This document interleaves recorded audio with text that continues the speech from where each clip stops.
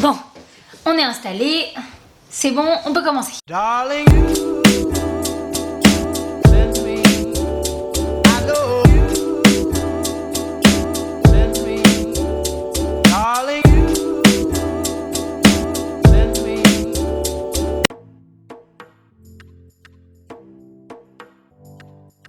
Voilà, donc maintenant que l'image elle est terminée sur Photoshop, j'ai fermé Photoshop et maintenant j'ai ouvert Lightroom. Et donc sur Lightroom, on va faire la colorimétrie. Et donc pour ça, ça dépend. Des fois, je fais directement une retouche. Quand j'ai une idée précise, je fais une retouche directement dessus. Là, c'est pas le cas. Donc ce que je vais faire en fait, c'est que je vais venir voir sur mes presets que j'ai achetés et que j'ai créés petit à petit, voir ceux qui me plaisent. Et après, je vais revenir dessus. Donc d'abord, on va regarder ceux-là.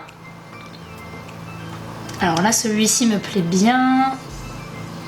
Donc là, on a juste, sur Lightroom, on a juste à venir glisser la souris sans cliquer dessus. Et ça nous donne déjà un aperçu du preset. Celui-ci aussi me plaît bien. Pour l'instant, je pars sur celui-ci. Donc on va partir sur ce preset. Voilà. Si vous voulez voir vraiment ce qui affecte votre image dans un preset que vous voulez comprendre, parce que moi c'est ça mon but, c'est de comprendre le preset, vous avez qu'à venir sur ce petit bouton ici. Et vous voyez en fait ce qui affecte votre image. Je sais pas si vous voyez les différences. Donc là par exemple, on voit que split toning, donc c'est les tons, on n'a pas grand chose. Là-dessus, les détails, on n'a pas grand chose non plus. Je pense que la majorité sur ce filtre, c'est calibration de l'appareil, les courbes évidemment, et les réglages basiques. Donc là, on va revenir sur les réglages basiques en premier. Donc là, ils ont baissé les hautes lumières, ok, monter les ombres. Pour l'instant, je ne vais pas toucher à grand chose. Sur les réglages basiques, ça me convient. Je vais revenir sur les courbes. Alors sur les courbes, là je trouve que je vais atténuer ce qui a été fait au niveau des ombres. En fait là c'est juste une question de trafiquer et de voir quand est-ce que ça vous plaît tout simplement. Donc à votre guise, là faut manipuler. Faut trouver quand est-ce que vous êtes satisfait. Alors là j'ai envie de virer ça pour avoir plus de mon image. Voilà. Non. Ouais. Ok.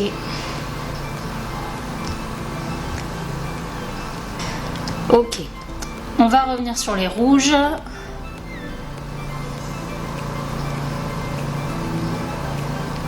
Dans les ombres, je vais enlever un petit peu tout ça.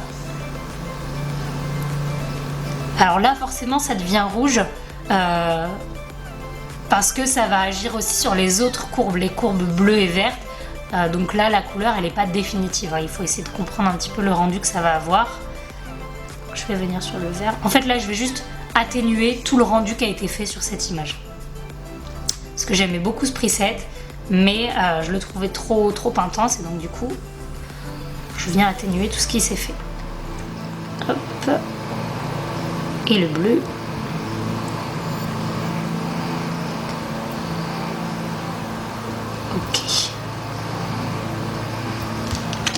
Ok. Alors là je trouve ça un peu jaune, donc je préférais quand les tons des ombres étaient un peu plus bleuté. Ok. Et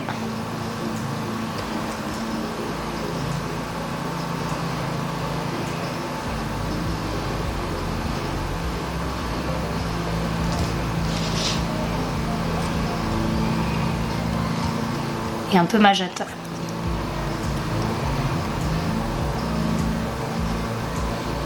Un peu magenta, donc on va revenir. Hop.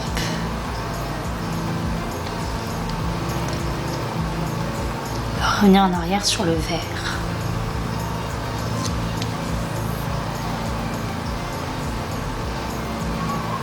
Voilà. Donc là, je veux voir un petit peu le avant-après. Et donc pour ça, je viens dans l'historique ici.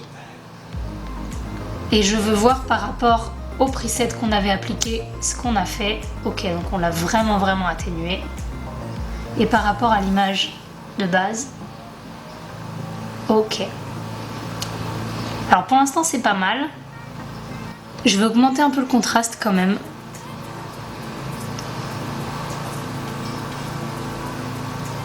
Pas autant, voilà.